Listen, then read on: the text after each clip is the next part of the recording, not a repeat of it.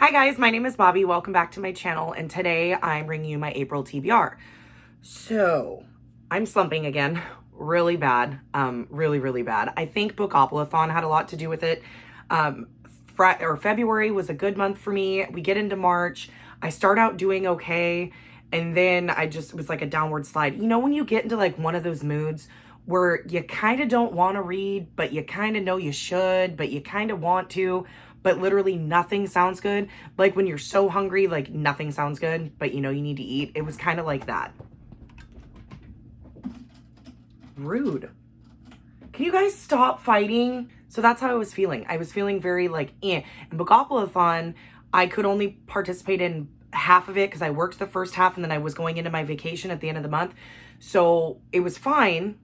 It was fine. Like I jumped right in. I was on as many lives as I could. I slept because I had to. Between work and stuff like that, I wasn't going to stay up all night long. So I slept, but I still participated. I managed to finish one book. Everybody else was doing like 6 or 8 and all that stuff, and they were reading a lot of graphic novels, and I was just trying to get through the one, and I got through it, and it was a great book, and it was fine. But I think after that, I felt kind of pooped, like just kind of read out, like I didn't want to do anything. So I did, and I had plans at the beginning of my vacation, so I did those, and it was fine. And then the rest of the vacation, I was at home, and instead of reading, when I had plenty of time, I was staying up late, I could do whatever I wanted. Instead of reading, I was binge watching documentaries on cults and serial killers. Just staying on brand and not actually reading.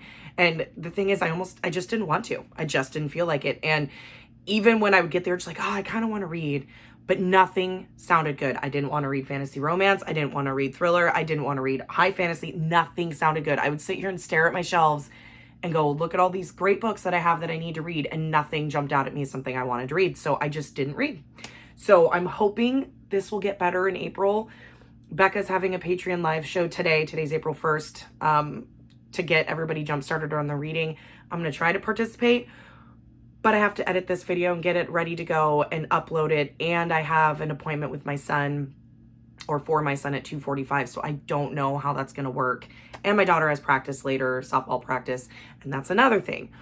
Danielle's in softball. They're playing, and she has 12 games, and they start on April 17th. So I don't know how my reading's going to go for April.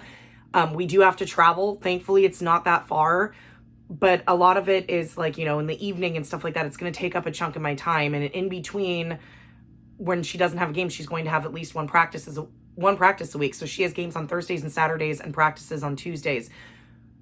And, well, they're supposed to be Tuesday, Thursday. So if she doesn't have a Thursday game in a week, she'll have 2 practices. So I will be doing softball 3 days a week until June, till the very beginning of June. So now that things are starting to slowly open back up and get back to normal, I'm going to get busy again. The funny thing is, when I'm busy, I read more.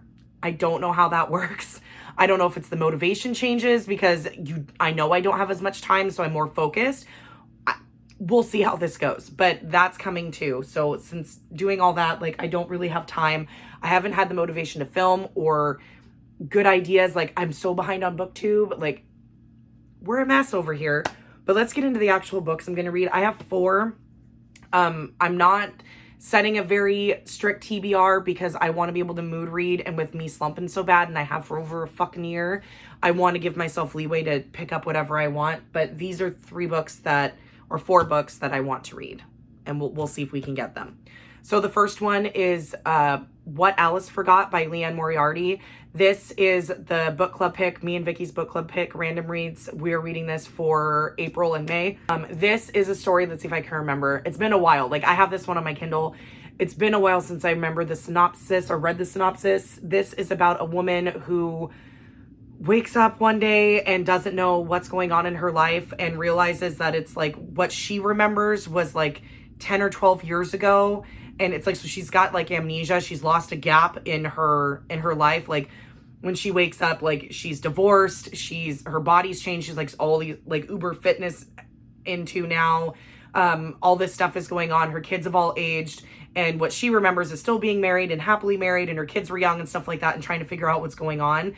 I haven't read a Liane Moriarty in a long time since she released her last book. I should look and see if she's released a new one. I don't think she has, because the last one that she came out with, I can't even remember what it's called. Oh, 9 Perfect Strangers. That one came out. I got it from Book of the Month, and I loved that book. that's the last one of hers that I've read. I loved Big Little Lies, so I'm hoping that I'll like this one. I know a lot of people said that her older books aren't as good as like some of her newer ones. So we'll see. This is interesting. This is one Vicky had on her TBR, and I've had it on my Kindle for quite a while because when I went through my Leanne Moriarty phase, after I read Big Little Lies, I downloaded and bought a lot of her books on ebook. So I have it. So we're going to read it. So it's kind of a contemporary, you know, we'll see. I like Leanne Moriarty. I like her writing. We'll see how it goes. I'm a little nervous because it's one of her older ones. I'm usually not a huge fan of amnesia stories unless it's a good reason or there's a good twist in it. Kind of makes me nervous. A lot of times it's it's just a dream, or it does we did this to you so you could learn a lesson about how to better live your life. If it turns out like that, I'm probably not going to like it. So we'll see how it goes. I'm trying not to be bitchy going into it, but we'll see. Next on my list is a book that I started at the beginning of Bookopoly-thon and then switched to something else. I'm literally only 20 pages in. I've read the first 20 pages, and that's The Lost Apothecary by Sarah Penner. This is my book of the month book. It was one for March. That's right. It was last month. I skipped April. This is a story. It's two timelines, one in the 1800s and one in present day. So Nella is in the 1800s timeline, and she runs a secret apothecary where she sells poisons to women to kill off the bad men in their life. And they're poisons that can be easily hidden in food and drink and stuff like that. So they're not as detectable. 1800s would be hard to detect anyways. But so and it's all secretive. Nobody knows. And the rules are it has to be used on a man. It can't be used on another woman. And you have to keep your mouth shut. It has to be where you got it. You have to be completely secret. And then in the present day timeline, you have Caroline, who has just split up with her husband. She's really depressed. She is walking down the River Thames and she finds this little vial of what seems to be, it's an apothecary vial, and it has the name of Nella's apothecary on it. And so then she's a historian. Bleh. Caroline is a budding historian. So she does a deep dive on this apothecary and stumbles upon stuff that happened in the past, and the fact that all the women who had killed their husbands with poison themselves were murdered. So it turns into a murder mystery and how this all happened, and eventually I guess their timelines kind of converge, or their stories converge. I know in the past timeline there's a little girl named Eliza who comes into Nella's care accidentally, and she doesn't really, it's hard because I think the girl's like 12, and being an apothecary that sells poisons to women to kill their husbands or men in their lives isn't exactly a best place for a child to be. So we're kind of, I don't know, it sounds really interesting. I haven't read any reviews on it. I know there was somebody else during Bookopoly-thon that was reading it and really enjoying it. It's not very long. It's about 300 pages. And I read the first 20 pages, and I think the prologue was in Nella's perspective, and then the first chapter was in Caroline's perspective. And it was really good. Like, I was enjoying it. So I want to pick this back up and finish it because the premise is really cool. Mystery mixed with a little bit of, historical fiction, death and doom. So it's kind of up my alley when it comes to something that's not fantasy. So I'm excited to get back into it. Hopefully I can get the motivation to do it, because books like this, they sound really, really interesting to me. But then when I go to pick them up, the motivation isn't necessarily there. And I don't understand why, because these are the books I used to eat like candy. But I really, really want to finish this one because it sounds super interesting. The next book on my list is one that I actually received as a gift a couple of days ago. It was a nice surprise when my son came in and threw this Amazon package at me. I'm like, what is this? I didn't order anything, and open it up. And it is a gift from Natalia, who is one of my subscribers and has been here pretty much, I think, from the beginning. She follows my Goodreads religiously. Almost anytime I do anything on Goodreads, she's on top of it. But she got me Horror Store by Grady Hendrix. Now, I have My Best Friend's Exorcism, We Sold Our Souls, and Southern Book Club's Guide to Slaying Vampires. I've only read Southern Book Club. I need to read the other two. Now I own Horror Store. I believe Cody has pre-ordered me his new book because it was on my wish list, and I know damn well she got it because she got me a book for Christmas and said, oh, I pre-ordered you something. Well, the only one that's on my list that's a pre-order that she would also like to have is the new Grady Hendrix, because I pre-ordered her Southern Book Club before it came out in Scotland. Anyways, thank you, Natalia. So she got me Horror Store. Horror Store is the light. Horror Store is a horror ghost story that takes place in a store that's like IKEA, only it's not called IKEA. It's called it starts with an O, Orsk, or whatever. So it's totally a spoof of IKEA. there's a group of employees who work here, and in the middle of the night, shit happens. Furniture breaks, there's graffiti, stuff like that. So the boss makes them stay overnight in the store to see who's doing it, catch whoever's doing it, whatever. It's a ghost story in a furniture store, a huge one, like just like an IKEA. So it sounds really interesting. It's really short. It's really cool how it is formatted. It's formatted like a catalog for IKEA. So there's even an order form in the beginning. Each chapter starts with a picture of a piece of furniture and the description of it, what colors you can get it in, how much it costs, stuff like that, which is fun. So it's formatted really fun. I've heard mixed things about this. Some people really love it. Other people kind of like, it was okay. Like it wasn't his best, you know, Southern Book Club's better, or my best friend's Exorcism was better. It's like kind of in the middle. And then other people kind of hate it and think it's just like the worst thing of his books, though I kind of heard the same thing about We Sold Our Souls. That isn't that great, but I still want to read all the Hendricks because I like his brand of horror. He infuses a lot of humor into it as well. And it's just, I don't know, it's a really good version of, what am I trying to say? Modern day. He's really good at modern day horror where it's, you know, an IKEA store, but it's a really cool ghost story or whatever, or the Southern Book Club where it takes place in the 90s, but it's a vampire story, yes, but it's really about racism and oppression as well as the vampire story and the freakiness. So I like the way he writes his horror stories. So hopefully this is good. Natalia said in her note that it's one that she really enjoyed, so I hope I like it. So I have it on the TBR because it's short. I haven't read a horror in a while, and this one looks like it'd be a really, really easy read. So this one's going on the TBR. Thank you again, Natalia, for your gift. I guess there's another one coming, but it's coming from an independent seller.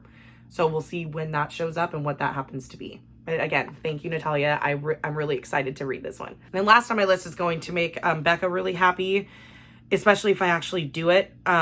It's probably gonna, I know there's gonna be a couple people in the Discord. Jamie's gonna freak out. He's gonna be happy. But I think it's time. I ran into a problem last month where I read Court of Silver Flames by Sarah J. Maas, and I absolutely adored it. And I think that helped contribute to my slump, or I read it in February, not March. I think that helped contribute to my March slump because I read that and I loved it so much. And then I went back and tried to read the Throne of Glass books because I have 3 left. Yeah, I have Empire Storms, Tower of Dawn, and Kingdom of Ash left. So I have I have 3 left. And I breezed through the first half of Throne of Glass, and then I got to Empire Storms, which is Becca's favorite book and a lot of people's favorite in the series. And I got so fucking bored. I tried reading it in March and I was bored. And I think it's because I just finished A Court of Silver Flames, which is 100% adult. It's Sarah's newest book. So it's like top of her game, whereas not that Throne of Glass is bad, but when it comes to Empire Storms, I was bored. There's not really much going on I think I've read, how far into it am I? Because I have read some, but I just keep putting it down. I am 216 pages into it. So, you know, I've gotten a chunk into it, but it's boring. Nothing's happening. So Kale's not in that one. He's gone, which is why you get Tower Dawn, which is his perspective of what happens during this same timeline. So he's gone, but they're just kind of dicking around. Where I got, there was something exciting that had happened. And so that was all right. But it's just, there's a lot of wandering around. Excuse me. Okay, you have to be touching me. Okay. There's just a lot of wandering around and a lot of talking, which is fine. I know that's got to happen. This is kind of like the build to Kingdom of Ash. They're building, trying to figure out what's going on. Everything's kind of coming together right before the climax. I understand that. I was bored. I did not have the desire to pick it up, which I have not had with many of her books. With Sarah J. Maas, I breezed through ACOTAR. I had no problem getting through the first half of Throne of Glass. It was easy to read and I got through them. But for some reason, Empire Storms, I just don't want to pick it up. And I think it was A Court of Silver Flames' fault, honestly. Because that one was so, so good that when I went to Empire Storms, it paled in comparison. Same author, but it just wasn't doing it for me. So I think to hopefully help me, or maybe this will just make my reading worse, I think I'm finally going to do it. I think I'm going to pick up Crescent City. This was a gift from Cody. Do I have the slip in here? I didn't. I think it's in one of the other books. She got this for me for my birthday last year. I think it was for my birthday last year, or maybe it was Christmas in 2019. I don't remember. But it was a gift from Cody. I don't even know really what this is about. Everybody else seems to know what this is about because they've already read it. I know this is her first adult. Like, this is adult. I know it follows this girl, and there's a dude in there named Hunt, Bryson Hunt, that's it. Takes place in this city, and shit happens, and apparently it's super fucking good. This book, like, the font is a lot smaller than a lot of her other books, and it's fucking huge. It's over 700 pages. But I've heard it's really, really, really good. Oh, okay, so it's angels. All right, I can deal with that. It's been so long since I've read The Flap. I just heard everybody say how good it is. And it isn't really, okay, Crescent City is the name of the series. House of Earth and Blood is the name of this book. Like, all the other ones are going to have different names. It's Crescent City, House of Earth and Blood. So it's about Crescent City's underbelly. Good characters.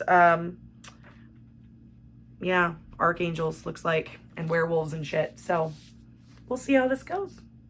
I'm excited to read it. I'm hoping this will help get me back into my reading groove. Watch My Dumbass won't even pick it up. I'm going to read it. I'm going to read it this month. I need to hold myself to it. Even if this is the only fucking book I read, I'm going to read it. It's time. Okay, guys, that's it. That is my April TBR. I'm leaving the rest of it open. I figure Crescent City is 5,000 pages, so that's going to take forever to get through. The other books on my TBR are a lot shorter, so we'll just go with the one big one and then jump through. Maybe if I take all month to read Crescent City and just do, you know, like read like Horror Store in between and the Lost Apothecary in between, which are totally different vibes. You've got a horror, you've got a historical fiction, mystery, and then Leanne Moriarty's book is a contemporary, you know, amnesia story. It's completely different from House of Earth and Blood. So maybe if I just pepper those in between, it'll make the flow easier.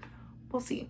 I think that's going to be my plan. I really need to start reading again. Like, I need to, like, stop watching all the serial killer documentaries, which is really hard to do because they're so fucking fascinating. Maybe I should, no, I'm not going to do audiobooks because I never like audiobooks and it's not the same experience as reading it in your hand. So those are the 4 books that I'm planning on reading in April. Hopefully I get through them just fine. I read 3 in March, so hopefully I can at least get 3 or all 4 read in April. It shouldn't be that hard, but with everything going on and how busy I'm going to be, we'll see. But that's my goal. Let me know what you're reading in April. I'm curious to hear. Hopefully these books are good. Let me know if you've read any of these books and what you thought of them. And I will see you guys in the next one. Bye.